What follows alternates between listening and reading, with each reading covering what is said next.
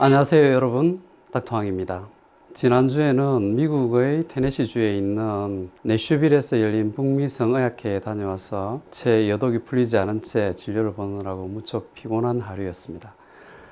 이번에 북미 성의학회에 참석하고 보니까 느낀 점이 여성 성의학회의 위상이 예전과 달리 크게 높아졌다는 사실입니다. 전체 성의학회 중에서 지금까지는 거의 대부분 남성의학회가 주도를 하고 있었고 여성의학회의 파이는 거의 미미한 수준이었는데 이번에 가보니까 여성성의학회가 몰라보게 그 위상이 커졌습니다. 이렇게 된 배경에는 물론 어윈 골스틴 박사와 같은 혁신가들의 노력이 제일 컸고 그와 더불어서 국제여성성의학회와 같은 여성성의학회의 활약도 굉장히 커졌겠죠. 뿐만 아니라 남성의 비아그라와 같은 여성의 성기능을 개선시키는 약물들이 많이 개발되었는데요.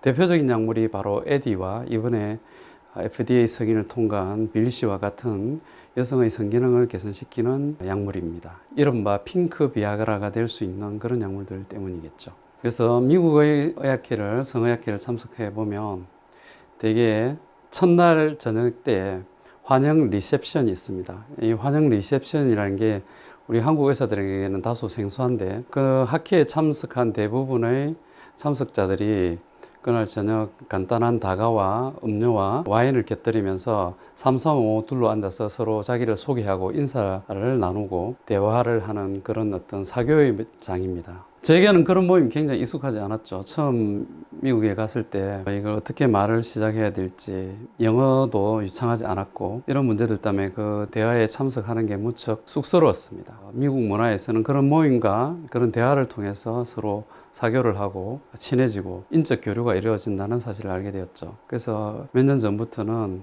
알코올의 힘을 빌어서 그 대화에 참석합니다. 와인을 몇 잔 들이키고 나면 혀도 풀리고 영어도 술술 나오게 되고 나도 모르는 용기도 생겨서 그 대화에 자연스럽게 참석하게 되죠. 어쨌든 이번 학회를 참석하고 여러 가지 느낀 점도 많았고 또 여성 성의학의 위상이 높아지는 것 같아서 저 역시도 힘들었지만 기쁜 학회에 참석이었습니다. 오늘 제가 말씀드릴 내용은 여성의 피임법 중에서 가장 대표적인 피임법인 경구용 피임약, 즉 먹는 피임약에 관한 내용입니다. 이 경구용 피임약은 여러분 잘 아시겠지만 20세기 인류의 위대한 10대 발명품 중에 하나에 당당히 들어가는 인류의 유산 중 하나입니다. 경구용 피임약은 1954년 미국의 생물학자인 그레고리 핑크스라는 분에 의해서 개발된 약입니다. 이 약이 개발되기 전까지 여성의 삶은 그야말로 출산과 육아의 연속이었죠. 지금은 상상할 수도 없는 일이지만 이 피임약이 개발되기 전까지만 하더라도 여성의 삶은 육아와 임신으로 연속된 삶이었고 일생 동안 하는 생리가 불과 몇 손가락 안에 들어갈 정도로 적었습니다. 초경을 시작하자마자 임신을 하게 되고 결혼을 하게 되면 임신 기간 10개월 동안 생리를 거의 하지 않겠죠. 아기가 태어나서 모유 수유를 하는 한 2, 3년간은 또 생리를 하지 않습니다. 그리고 배란이 돌아와서 다시 생리가 돌아오면 또 임신을 하고 또 출산을 하고 모유 수유를 하고 그렇게 임신과 출산, 육아 이런 게 계속 반복되는 게 여자의 삶이었죠. 10명 이상의 아기를 낳고 나면 이제 폐경이 되게 됩니다. 그러니까 평생 동안 일생 동안 하는 생리가 불과 손가락에 꼽을 정도로밖에 되지 않을 정도였죠. 이러한 여성의 삶에 변화를 준 게 바로 피임약의 개발이었습니다. 피임약의 등장과 더불어서 여성들은 임신을 자기의 의지대로 선택할 수 있게 되었고 비로소 임신과 육아에서 해방되어 사회에 진출할 수 있게 되었고 여성의 삶은 비약적으로 달라지기 시작했죠. 그렇기 때문에 불과 하찮은 약에 불과한 피임약이 바로 20세기 인류의 위대한 발명품, 10대 발명품 중에 당당히 그 이름을 올릴 수 있게 된 것이죠. 피임약은 그 본연의 목적인 피임 효과뿐만 아니라 여러 가지 부수적인 이득도 많이 있습니다. 생리통이 심한 사람에게 생리통을 줄여주고 또 생리량이 많은 사람에게는 생리량을 줄여서 빈혈로부터 보호하는 역할을 하기도 합니다.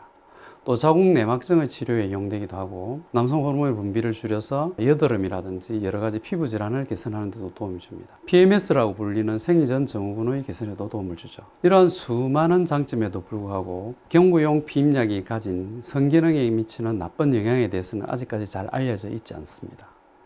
그래서 오늘 말씀드릴 내용이 바로 이런 내용에 관한 것입니다. 경구용 피임약을 복용하게 되면 난소에서 분비되는 전체 남성 호르몬의 분비를 줄입니다.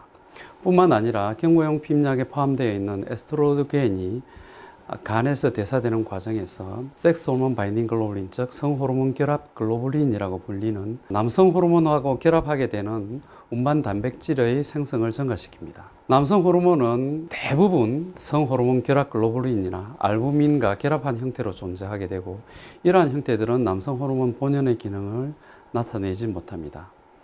전체 남성 호르몬 중에서 불과 1 내지 2% 정도에 불과한 유리 테스토스테론, 즉 성호르몬 결합 글로불린이라든지 알부민과 결합하지 않고 자유로운 영혼으로서 피 속을 돌아다니는 그런 유리 테스토스테론만이 표적 장기에 있는 남성 호르몬 수용체와 결합해서 남성 호르몬의 작용을 나타나게 되는 것이죠.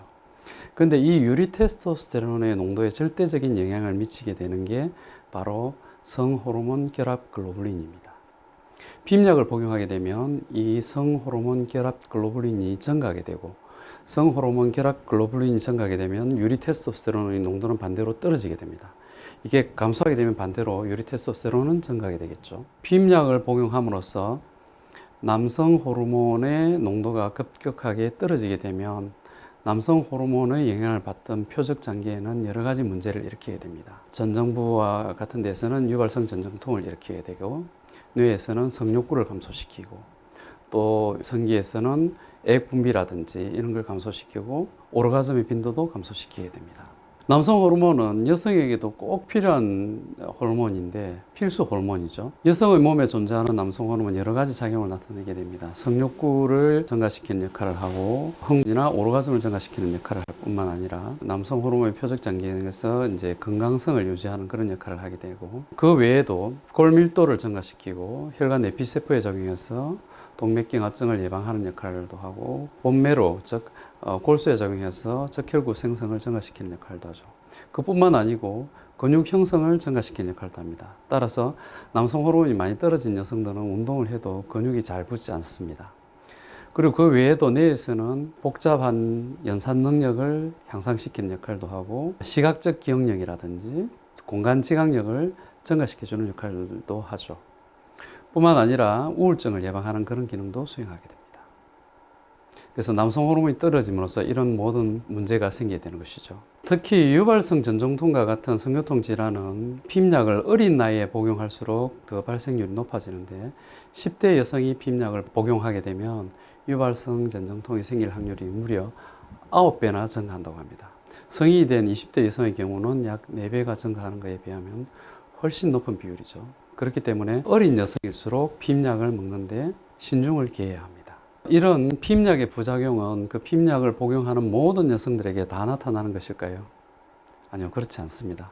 일부 여성들은 피임약을 먹어도 큰 부작용이 없지만, 또 다른 많은 여성들은 피임약을 먹게 되면 이러한 부작용이 나타나게 됩니다. 이러한 차이는 어디에서 나타나는 것일까요? 최근의 연구 결과에서는 X 염색체에 존재하는 남성 호르몬 수용체 유전자에 플레오몰피즘, 즉 다형질이 존재한다는 것이 알려져 있습니다. 똑같은 인간도 혈액형이 A형인 사람도 있고 B형인 사람도 있고 O형인 사람도 있고 AB형인 사람도 있는 것처럼 여러 가지 형질이 존재하는 것처럼 남성 호르몬 수용체 유전자에도 구성하는 염기의 서열에서 사이토신 아데닌 구아닌, 즉 CAG 염기의 반복이 약 20회 정도에 머무는 사람이 있는가 하면 25회 이상의 반복되는 긴 염기 체인을 가진 개체가 존재한다는 사실이 알려져 있습니다. 그래서 20회 정도의 짧은 염기 체인을 가진 여성들은 피임약을 복용하더라도 큰 문제가 없지만은 25회 이상의 긴 염기 체인을 가진 여성들은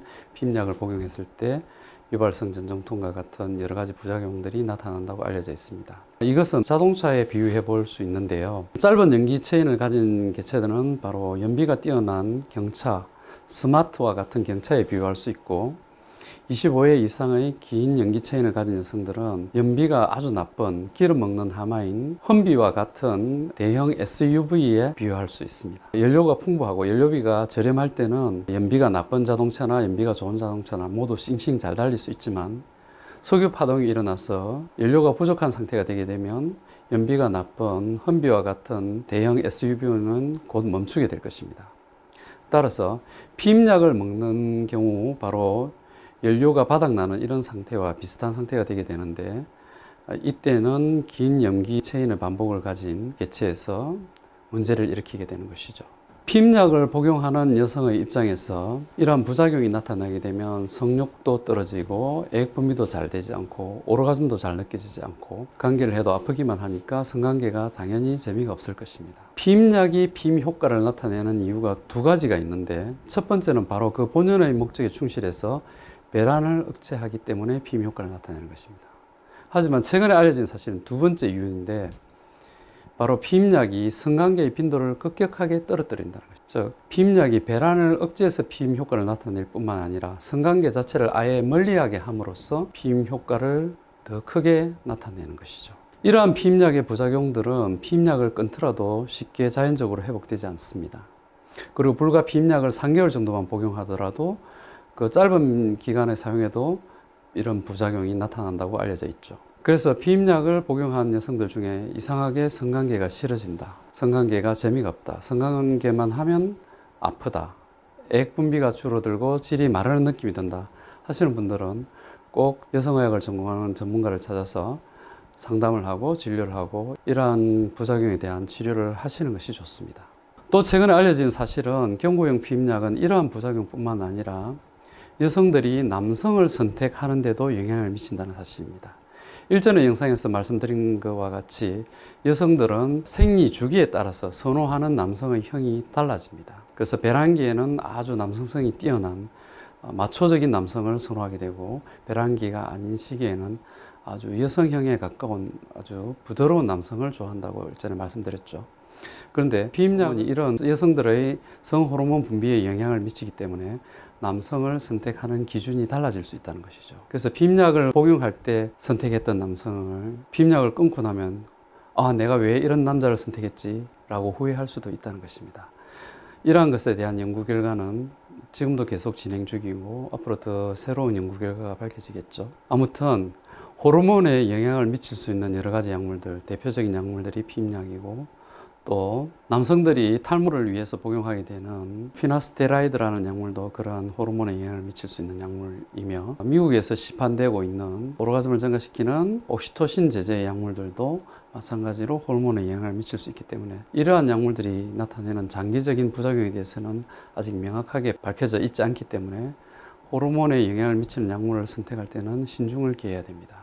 오늘 이야기도 여러분들에게 좀 유익한 도움이 되셨나요? 언제나 여성의 성건강과 행복을 위해서 노력하는 닥터왕 성의학연구소의 닥터왕이 여성의 성기능에 영향을 미치는 약물 중에 대표적인 약물인 경구용 피임약에 대해서 지금까지 알려져 있지 않았던 사실들에 대한 이야기를 말씀드렸습니다.